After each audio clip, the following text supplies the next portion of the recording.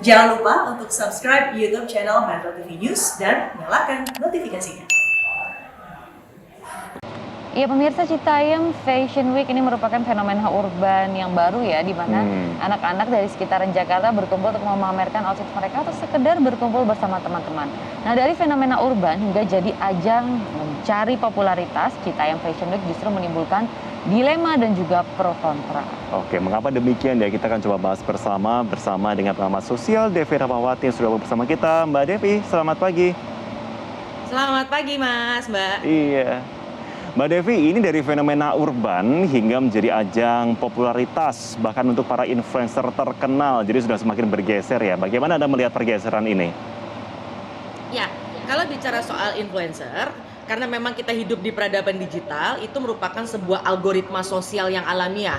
Ketika ada sesuatu yang viral, kemudian siapapun akan berusaha mengendarai momentum tersebut, karena memang manusia-manusia digital diserang dengan virus FOMO, fear of missing out. Kita takut banget kalau nggak ngikutin tren. Jadi itu tidak terkecuali latar belakang pendidikan, latar belakang ketenaran, dan sebagainya. Oke.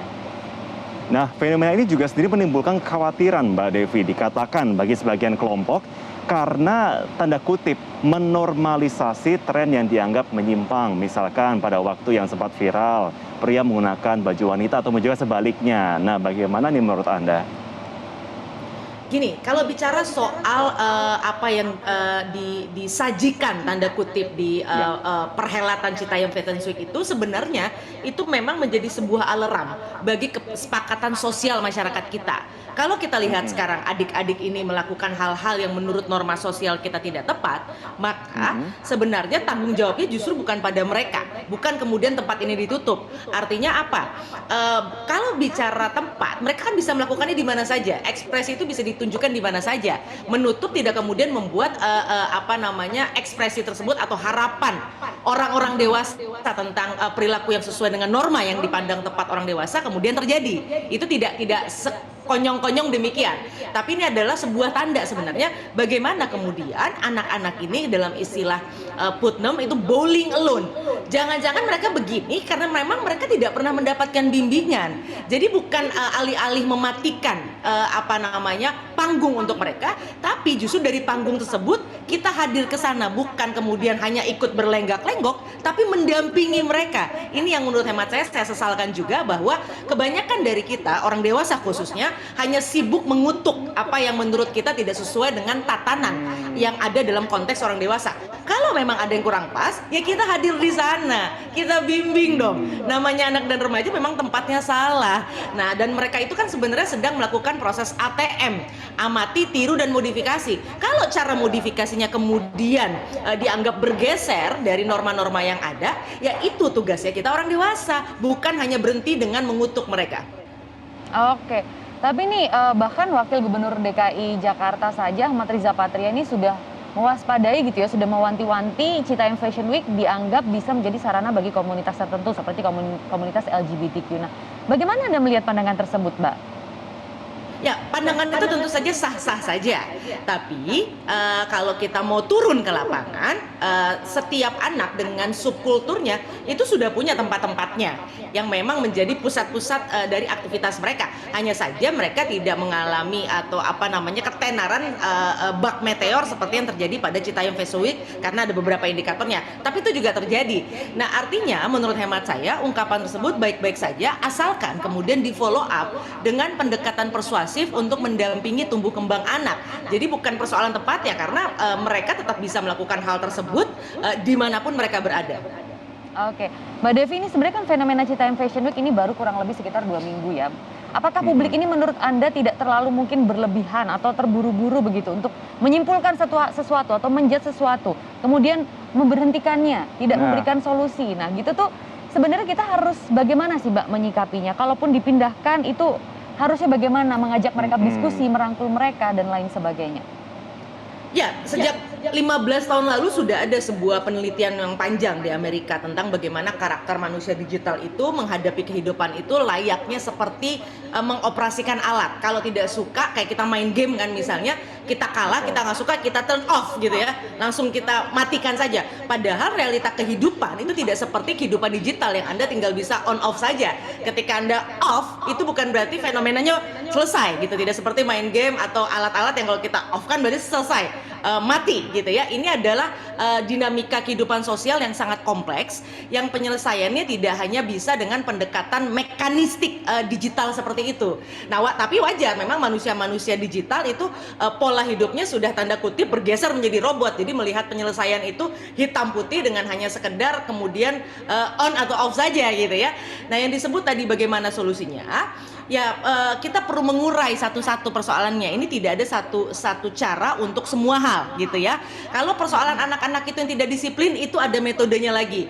Anak-anak yang kemudian bergaya melanggar norma, tentu saja ada pendekatan lagi yang berbeda. Anak-anak yang cenderung pulang malam, itu ada akar persoalan lain yang juga melibatkan orang-orang di rumah mereka misalnya. Jadi ini memang kita perlu mengurai satu-satu, duduk bareng, dan terus kemudian bukan hanya duduk dan ngomel memang, tapi kemudian kita berada di sana mencoba mengurai satu-satu persoalan tadi, sehingga metode yang ditempuh oleh anak-anak ini dengan sangat indah, dengan tidak memilih jalur kekerasan tapi berkesenian untuk mengekspresikan dirinya, membentuk jati dirinya, ini tidak kemudian habis hilang dan malah nanti beralih lagi kita lihat rombongan anak-anak yang melakukan tawuran misalnya. Ini hal-hal yang perlu juga kita ingat bahwa ini sebuah inovasi organik dari anak-anak tersebut dari bawah. Jadi masih patut didukung ya Mbak ya? Ya tentu saja. Nah, kita orang dewasa yang sifatnya justru membangun sistemnya, membangun strukturnya. Kalau kita berharap dari Citayam Fashion Week ini muncul kultur-kultur yang baik gitu ya, kultur berkesenian, kultur inovasi, tapi tetap sesuai dengan norma sosial kita, ya makanya itu tugasnya kita membuat strukturnya, membuat sistemnya. Jangan kemudian itu hanya ditempatkan tanggung jawabnya justru pada anak-anak itu, ya mereka tidak pada tempatnya untuk mengelola sebuah mekanisme yang tetap terbuka tapi juga terarah. Oke, Mbak Devi, berarti kalau kita breakdown, satu sisi kita lihat mereka berhak berekspresi di sini, tapi ada sisi lain orang yang kemudian mengelompokkan menjadi sebuah tanda kutip fenomena tertentu, bahkan ada yang mengatakan bahwa mereka seharusnya seperti ini dan itu. Lantas fasilitas seperti apa sih yang bisa tanda kutip kita hadirkan untuk mewadahi kreativitas mereka sesuai pada porsinya? Ya, pertama memang pasti ada tempatnya gitu ya. Tempatnya yang jelas accessible gitu ya, sangat mudah diakses dan affordable gitu ya, murah gitu. Jadi mudah dan murah itu syarat utama gitu ya. Lalu kemudian syarat yang ketiga adalah memperhatikan keamanan dan kenyamanan baik bagi anak dan remaja maupun orang lain.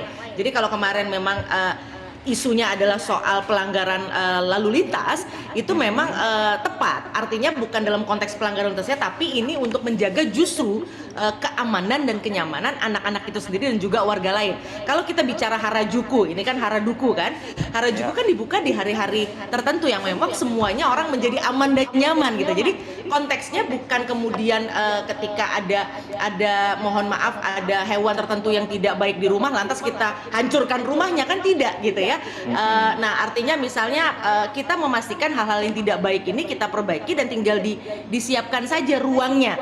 Jadi artinya kenapa SCBD ini menarik gitu ya, karena kan dia hanya dengan 4.000 anak-anak dari kawasan penyangga itu bisa mengakses kawasan ini. Gitu. Kalau mereka ditanya pengen ke mana-mana tentu saja ingin, tapi kan itu tidak mudah dan tidak murah.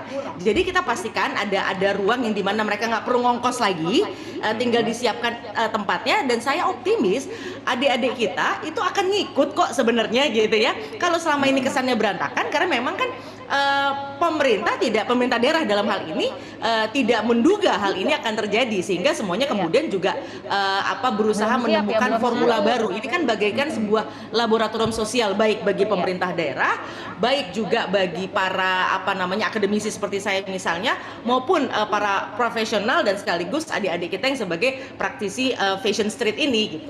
Oke, menarik untuk kita lihat Firman ya. Dan ini sebenarnya solusi yang menjanjikan juga ya untuk Pemda kita begitu. Kita rangkul dengan cara yang layak, dengan cara yang sesuai begitu dengan apa yang mereka inginkan, tapi tidak melanggar norma-norma yang ada. Mbak Devi Ramawati, pengamat sosial, terima kasih sudah bergabung bersama kami di Selamat Pagi Indonesia. Sehat selalu Pak, terima kasih.